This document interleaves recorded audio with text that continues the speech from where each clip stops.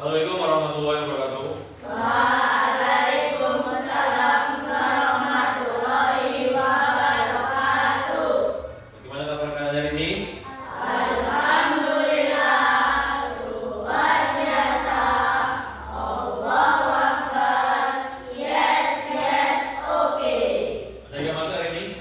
Betul. Ada semua? Iya. Oke, itu masuk semua ya. Terus ketua-kelasnya tolong dipimpin berdua dulu. Duduk siap berdoa dimulai. A'udzu billahi minasy syaithanir rajim. Bismillahirrahmanirrahim. Semoga dalam berdua nanti pembelajaran kita bisa berjalan lancar sampai terakhir. Ada yang gak siap? Siap semua? Sudah. Sudah sarapan? Sudah. Sudah. Kenapa? Jadi kan dapat makan Gratis. gratis. Gimana rasanya? Enak. Oke, sudah. Oke, kita di sini sebelum mulai pelajaran, agak baiknya kalau kita semangat. Semangat belum? Sudah semangat? Coba, tepuk semangat.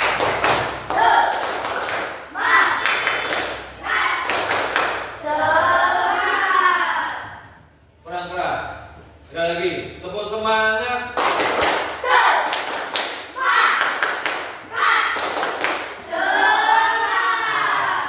Kita mulai pelajaran harus dengan perasaan gembira dan semangat agar pelajaran bisa kita serap. Kita hari ini akan mempelajari tentang pembelajaran berpikir komputer sebagai dasar coding. Itu pembelajaran baru, pembelajaran coding yang akan kita ajarkan untuk pengenalan hari ini. Jadi sebenarnya sebelum kita mulai pelajaran, bagaimana sih robot bisa membantu tugas manusia? Nah, itu nanti yang akan kita pelajari hari ini. Pernah lihat robot? Robot? Pernah nggak lihat robot? Di mana? Di TV, Pak. Oke. Di rumah punya robot ya? Oke. Besok kita beli robot. Jadi kita akan belajar tentang berpikir seperti komputer. Jadi kita harus berpikir seperti komputer. Itu pemikiran untuk abad 21. Banyak sekali. Contoh di sini ada video pendek. Oke, kita perhatikan video pendek berikut ini.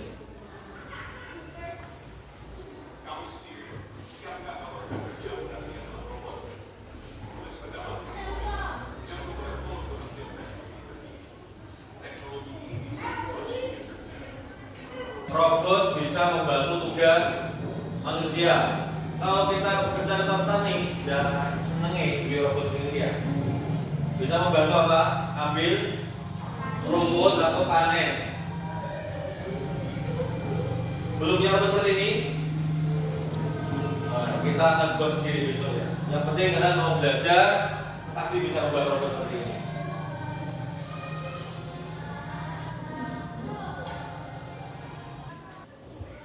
Oke, bagaimana cara kita berpikir seperti komputer? Jadi belajar seperti komputer berarti menggunakan logika dan strategi yang efisien untuk memecahkan masalah atau menguasai sebuah topik. Jadi belajar seperti komputer itu menggunakan logika. Logika itu pemikiran tingkat atas, jadi logika berpikir dan strategi yang matang. Jadi kita melakukan sesuatu itu harus ada strateginya. Kalau yang main bola pasti ada strategi, ya kan? Gak mungkin kita main bola cuma main game, gak mungkin. Jadi pelatih itu pasti menyusun strategi dulu untuk bermain sepak bola. Apa itu berpikir komputasional? Yaitu cara berpikir untuk memecahkan masalah seperti cara komputer. Bukan tentang menjadi ahli komputer, tapi tentang menggunakan logika untuk menemukan solusi. Jadi itu tugas dari komputer, dia memperoleh perintah lalu diproses komputer kemudian dikerjakan oleh komputer. Yaitu bukan kemudian komputer tapi tentang menggunakan logikanya. Ada 4 pilar untuk berpikir seperti komputer. Ada 4 pilar.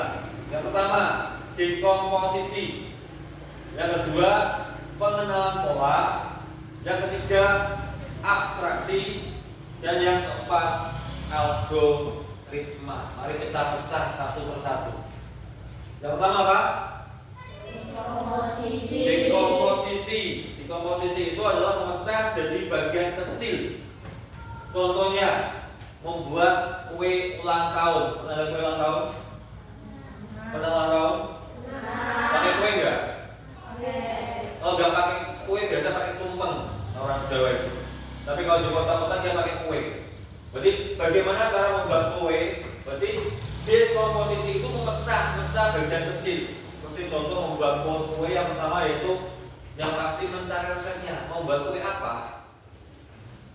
Kue apa aja yang penting enak Pak. Oke, yang pasti biasa kue coklat yang disukai. Contohnya. Yang kedua, membeli bahan-bahan. Setelah menerima resep, pasti membeli bahan-bahan. Bahan kue untuk membuat kue coklat itu apa, kue ini apa. Yang ketiga, mencampur adonan. Itu bahannya kabeh disono budek. Campur adonannya. Yang keempat, memanggang. Berapa memanggang? Kematan.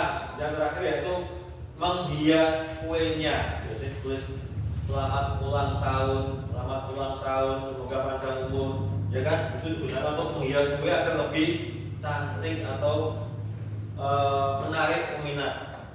Pesan utamanya masalah ini akan terasa lebih mudah diselesaikan jika dibagi-bagi. Maksudnya membuat kue tapi ada perinciannya. Seperti mencari resep dulu, membeli bahan-bahannya dulu, mencampur adonan, kemudian memanggang. Ini prosesnya. Itu kalau contoh membuat kue. Jelas dari sini?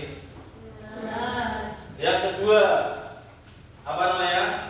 Pengenalan pola. Nah, pengenalan pola. Pengenalan pola adalah mencari kesamaan dan pengulangan. Jadi pengulangan yang sering diulangi. Contoh, memasak berbagai jenis nasi goreng. Nasi goreng ada banyak sekali. Ada seafood, nasi goreng ayam, nasi goreng sosis. Jadi pola yang sama itu apa? Yang pertama pasti menggoreng bumbu. Setiap masak nasi goreng yang pertama pasti apa? Menggoreng bumbu. Gak mungkin nasinya dulu dituangkan. Yang pasti bumbunya dulu dituangkan, baru nasinya. Yang kedua, memasukkan nasi. Nah, yang ketiga, mengaduk hingga rata. Tahu ngaduk? Tahu nggak nasi goreng? Biasanya nasi goreng campur apa? Campur apa? Telur, ikan, ayam. Nah, banyak sekali campurannya. Jadi pesan utamanya yaitu mengenali pola membantu kita lebih cepat menyelesaikan masalah. Jika ada langkah yang sama, kita tidak perlu memikirkan dari awal lagi. Ini untuk pengenalan pola. Yang ketiga, apa? Abstraksi. Abstraksi yaitu fokus pada hal yang penting saja. Contoh, masalah menggambar pohon. Pernah gambar pohon? Nah, pasti sudah jarang gambar pohon, gambar pemandangan, tapi kita fokus pada satu itu pohon. Menggambar pohon. Hal yang penting yang perlu diperhatikan adalah bentuk batangnya, bentuk daunnya, kemudian akarnya nggak kelihatan. Jadi yang pasti yang digambar yang kelihatan dari mata kita, bentuk pohonnya, bentuk daunnya, dan rantingnya. Roh ranting. Nah, jadi hal yang diabaikannya nggak penting itu jenis rumput yang di bawahnya, karena kita nggak gambar rumput, kita fokusnya pada pohonnya saja. Pohon ada batang, ada daun, ada ranting. Pesan utamanya yaitu kita fokus pada informasi yang paling penting dan mengabaikan detail yang tidak relevan seperti tadi. Di bawahnya ada rumputnya enggak, di bawahnya ada kotoran burung enggak perlu. Kita fokusnya pada pohonnya saja. Pohon, batang, ranting, kemudian daun. Enggak perlu perhatikan yang bawahnya seperti ada rumput, ada belalang, ada kupu-kupu di bawah. Enggak usah, kita fokusnya pada pohon saja. Itu untuk abstraksi, abstrak. Yang terakhir itu algoritma. Algoritma itu menyusun langkah-langkahnya. Definisi: daftar langkah-langkah yang dilakukan secara berurutan dan logis. Contoh, menyalakan komputer atau menyalakan komputer. Yang pertama pasti menekan tombol power. Yang kedua, tunggu sampai muncul layar utama, kemudian masukkan kata sandi. Itu untuk komputer. Biasanya kalau komputer diberikan kata sandi. Yang paling gampang aja. Contoh, menggunakan HP. Pernah menggunakan HP? Langkah pertama pasti menyalakan HP, betul nggak? Biarkan HP menyala, kemudian kode sandi. Nah, yang itu nanti kayak sandi. Aku pakai sandi orang. Nah, anak zaman sekarang HP-nya tuh pasti diprivasi. Coba, nek kita berkontrol cek kanan Pak. Pasti kasih kode. Biasanya kode bisa kode gambar, kode angka. Kemudian setelah pakai kode itu baru bisa dipakai. Nah, sama aja itu urutannya. Seperti menyalakan komputer ataupun menyalakan gelas tempat ini. Oke, saya lanjutkan. Nah, berpikir komposisional atau jembatan menuju coding. Coding itu pembelajaran baru harus kita pelajari. Coba, nek kita berkontrol cek kanan Pak. Pasti kasih kode. Biasanya kode bisa kode gambar, kode angka. Kemudian setelah pakai kode itu baru bisa dipakai. Nah, sama aja itu urutannya. Seperti menyalakan komputer ataupun menyalakan gelas tempat ini.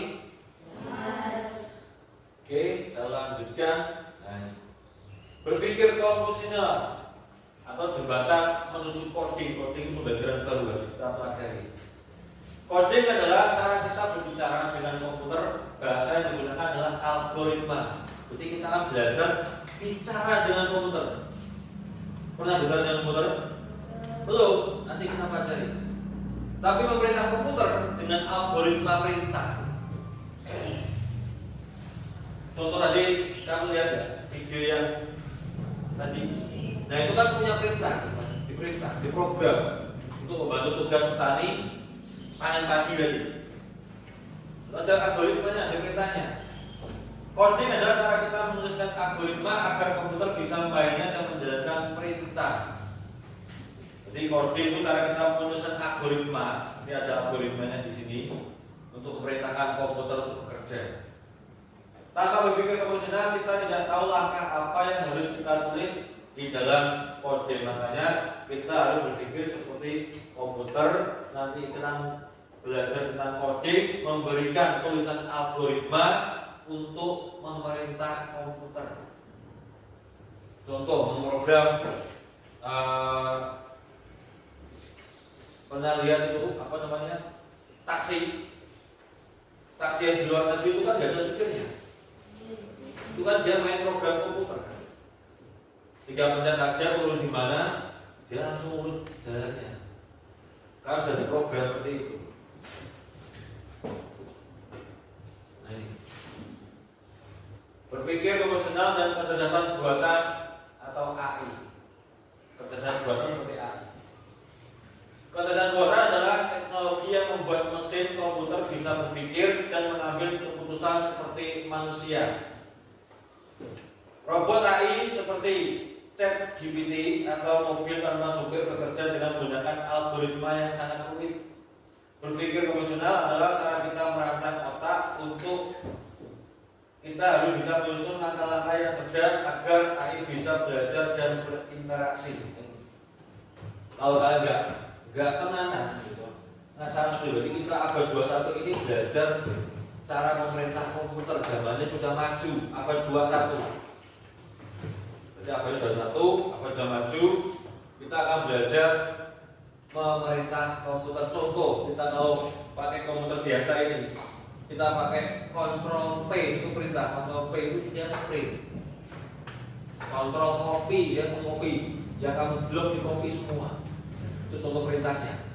Jadi kesimpulan dari ini, Berpikir fungsional bukan hanya untuk ahli komputer.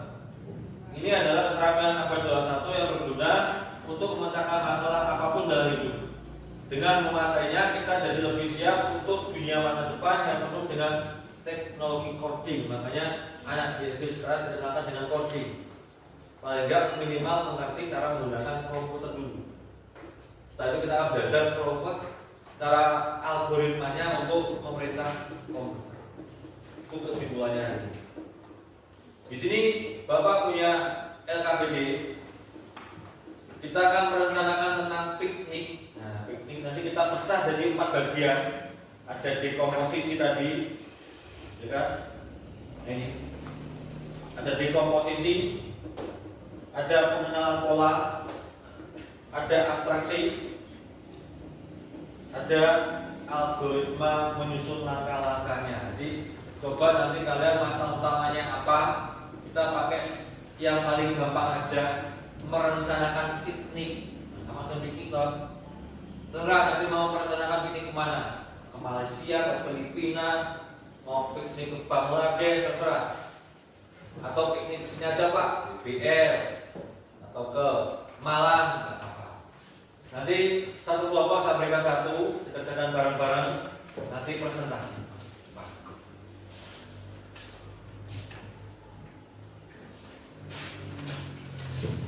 Kerjakan kelompok bareng-bareng, langsung ya.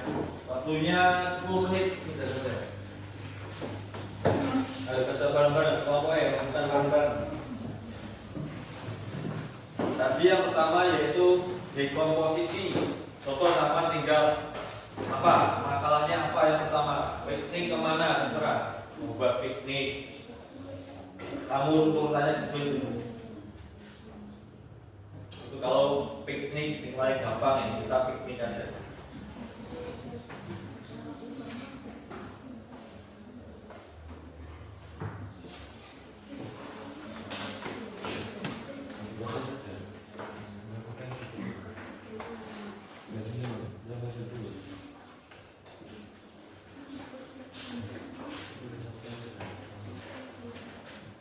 Ditulis di sini jawabannya. Tulis. Bukan dia, tulis. Nah.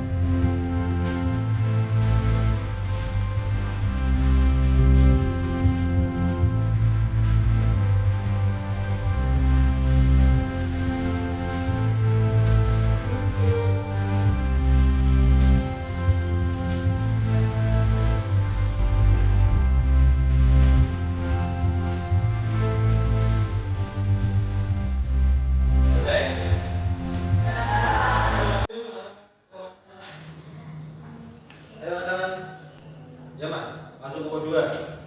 Masuk kelompok KB. Depan sini. Nah, dari sini. Ketua adiknya yang benar.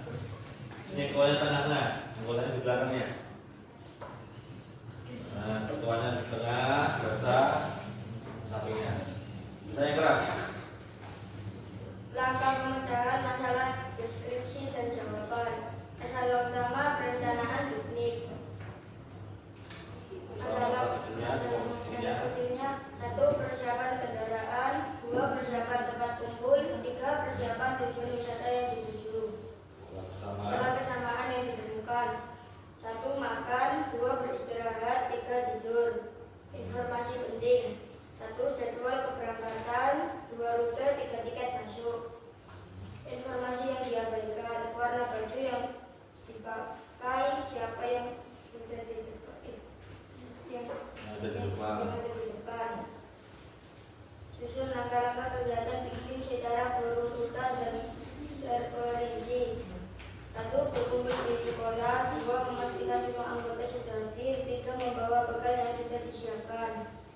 Oke, bentuk tangan temannya. Maju.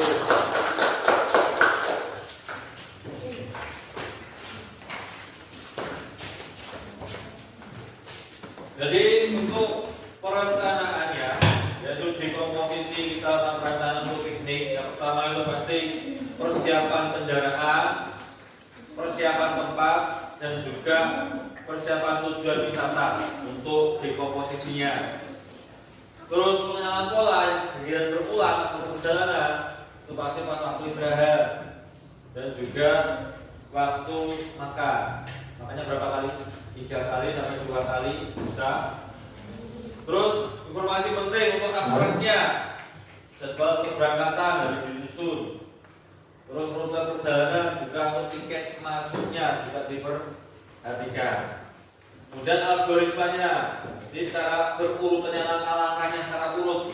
Yang pertama sudah pasti yaitu persiapan berkumpul. Kumpulnya di mana, jam berapa, nanti kita berangkatnya jam berapa, kumpulnya di sekolahan. Yang kedua, memastikan semua hadir. Nah, di absen, kita di absen dulu. Menyangkut siapa, berapa anak, siapa yang nggak hadir, kalau belum hadir kenapa, ditunggu. Terus membawa bekal untuk perjalanan. Kalau untuk istirahat, kita akan makan, biasanya minum.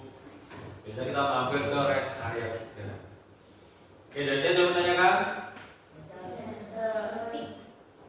Oke, kalau gitu untuk refleksinya, bagaimana pembelajaran hari ini bisa dimengerti? Bisa.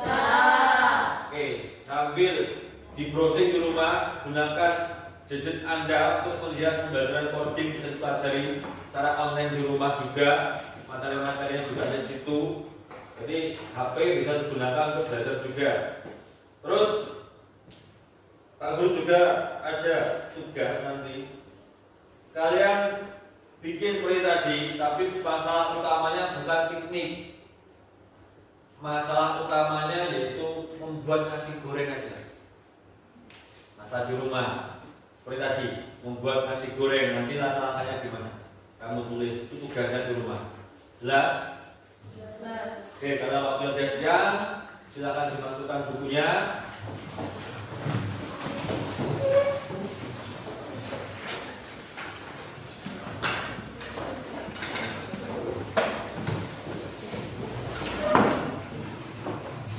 Ingat, tetap semangat untuk pembelajaran coding selanjutnya akan lebih menyenangkan lagi. Kita akan belajar IT sedetail mungkin. Belum pulang? Tepuk semangat dulu, tepuk semangat.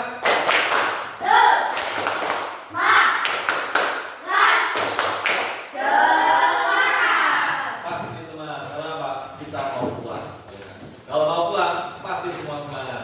Semuanya belum siapkan, kita berdoa. Untuk siap berdoa dimulai.